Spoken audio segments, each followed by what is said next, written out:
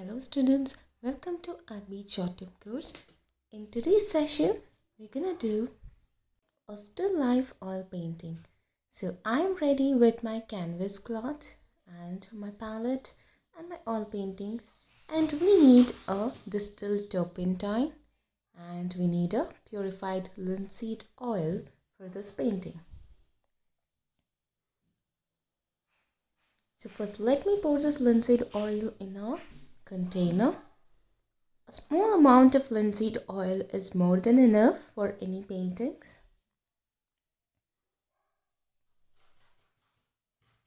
And then I'll be taking this distilled turpentine in a container too.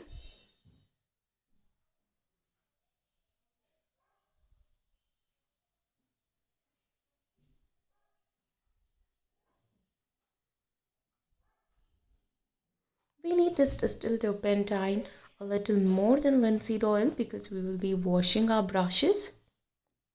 And here I have a flat size brush and we have our 000 brush for the detailings. And now I'm masking the tape for all the four sides.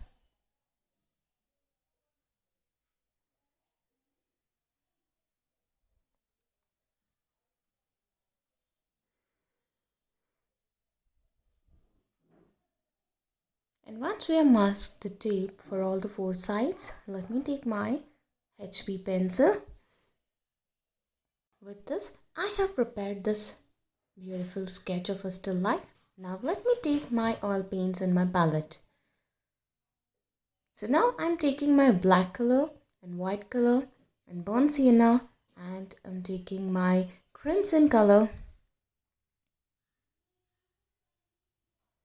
And now what I am doing is I'm taking a pinch of black and brown and I'm mixing it with white to get this shade. Carefully observe which kind of shade I'm getting so that it will be helpful. And then I'm just dipping the brush into the linseed oil tumbler. So do not completely dip the brush, only the tip of the brush should touch for the linseed oil, as it is very delicate. The paint might spread in the entire linseed oil and it will be difficult for us to use it for the other colors. And if in that case, if it happens, then we have to change our entire linseed oil. So to avoid that, we will just take it with the tip of the brush. And be careful with the edges. Do not go inside the cups with this color. This is only for the background. And I'm also creating a texture. I'm not giving a very smooth finish. I'm creating a texture for the background. And now I'm taking my crimson color. Again, I'm taking the linseed oil by using the tip of the brush and I'm giving the base. Also, observe the direction where I'm going.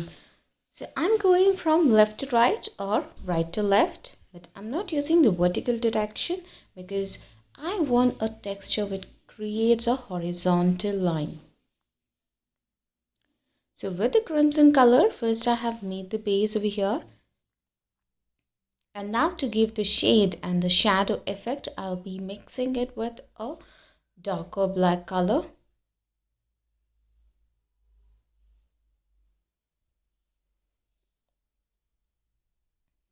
So now as you can see, I'm just taking the black color and I'm giving the darker shade. So wherever the shadow appears, so there I am giving the darker shade. In still life, the most important thing that you have to remember or keep in mind is the light and the shadow.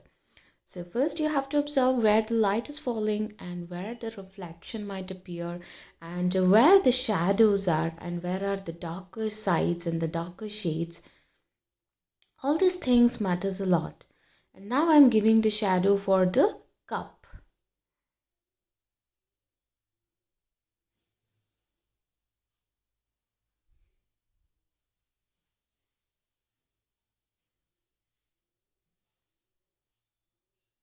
Now it's almost done. Now I'm taking my green color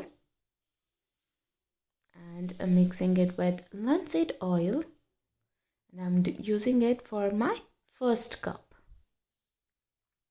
Always apply mix the oil paint with linseed oil only. Do not use the turpentine. Most of the people tend to use turpentine oil as well, but it will not give you the same effect as you have used with linseed oil. Yes, of course, turpentine oil is used when it has to dry more faster than now, but linseed oil gives you a very smooth and oily finish. You know, your painting will be shiny, but in turpentine oil you lose that kind of shade and it will be very rough. So now as you can see, I have colored with complete green for the cup, and I have used a very small white space for a reflection part. So let me leave it like that. Let me not color it. Instead of applying white on top of it, we can leave that white space. That is more better. And now I'm using my black color and I'm giving the darker shade as in the shadow. So wherever I need the darker shade, I'm just mixing a pinch of black with my green and I'm making it the darker green shade, and then I'm giving that.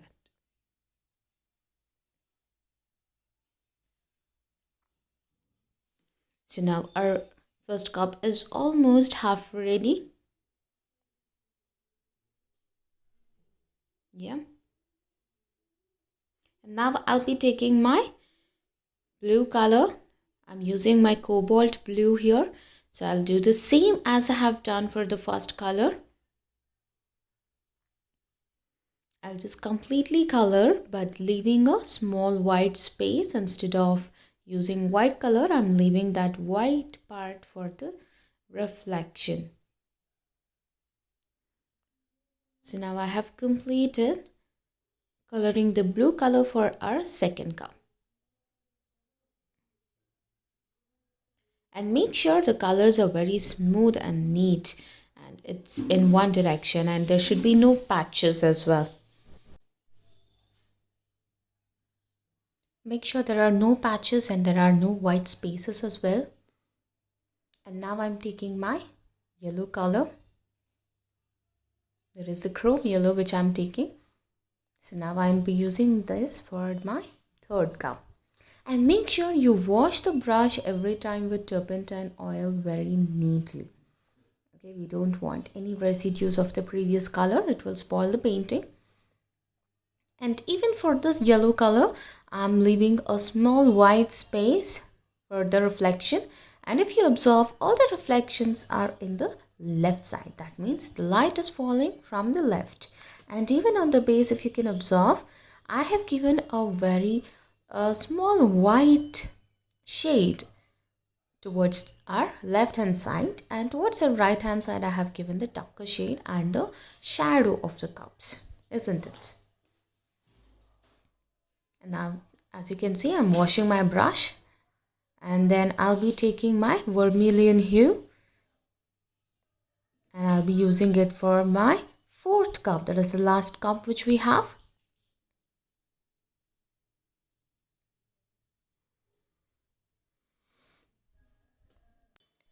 So now even here I'm painting it evenly without leaving any white spaces or patches, and obviously I'll leave a small white gap. So here I'm almost colored the vermilion hue for my last cup, leaving the white spaces. As I told you, for all the cups the reflection, the light is falling from the left side. So now we are not done yet because there are lots of other things which we have to do. Of course, we have to give the darker shade and the shadow effect as well. So what I have done, I have mixed a pinch of black to my green and I am applying it wherever I need the darker shade. So to make it more realistic, we have to give the darker value and the lower value. so that it appears realistic. Even for the cup handle, I'm using the darker shade only in some parts. And if you think that you have applied the darker shade too much, then you can take your plain brush and you can lift it off. And now I have taken the darker green, more darker green, and I'm applying it on the base and towards the right side of the cup. And I'm also using it right next to the reflection part.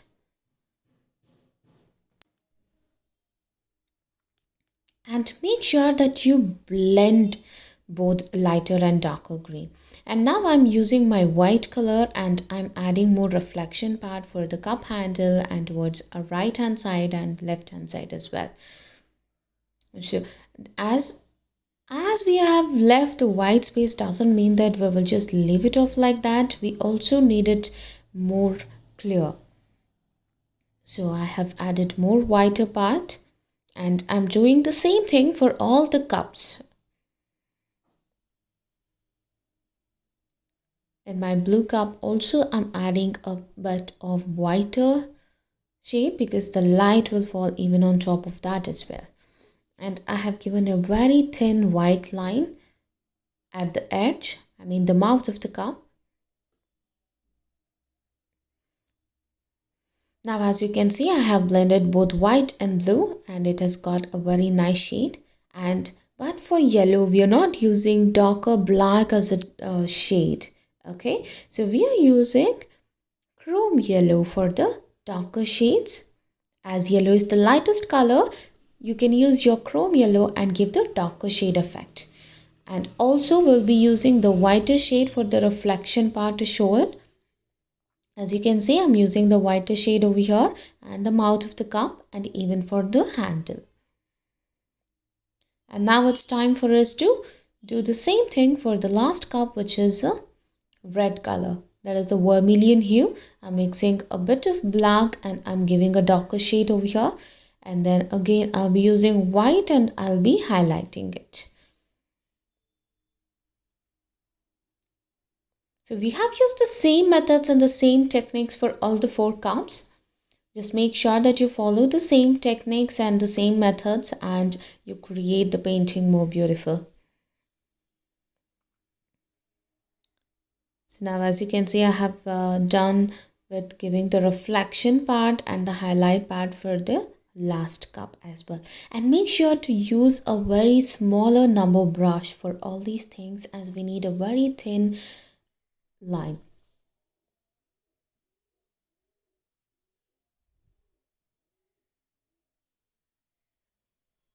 So now as you can see, it is almost done and now I'm adding more white for my first cup because I need a very darker highlight to be there. It's not the lighter I want, it want to be a darker. Now I'm adding more white part towards my left hand side base. As the light is falling, it will be the lightest.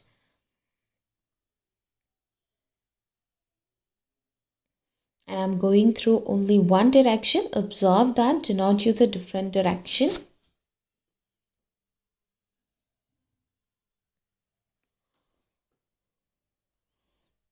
And if the lines are not straight, now it's the time for all the corrections, final corrections, which I can say it as. Make sure the lines are straight and the base is fine and there are no patches and there are no white gaps and all. Now I'm using a bit more darker shade and creating the baseline.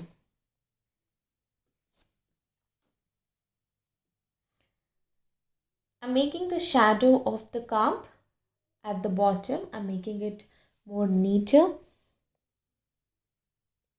So use a 0 number brush or a 000 brush for all these things so that you get a very nice and thin fine line. And see how I'm holding the brush. So whenever I'm using a very thin line, whenever I want to create these kind of thin lines, I'm holding the brush from the tip. I'm holding it very straight, if you can see. But when I'm painting it normally just to create the texture, I'm holding the brush slant.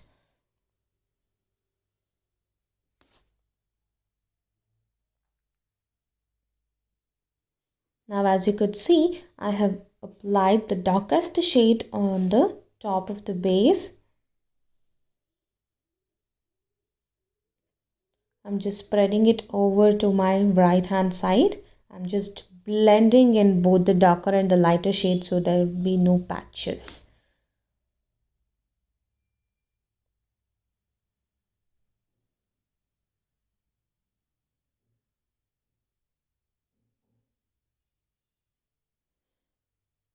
I'm just doing some corrections and giving the shadow effect over there. Now it has been almost done, isn't it?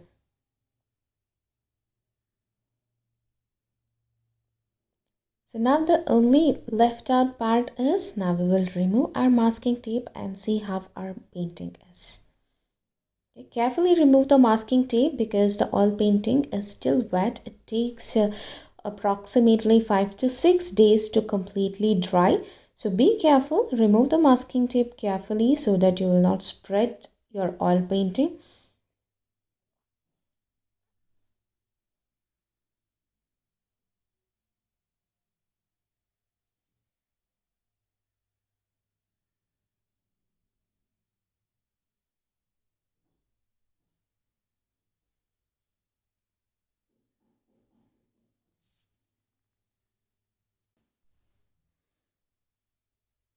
I'm almost done removing my masking tape now.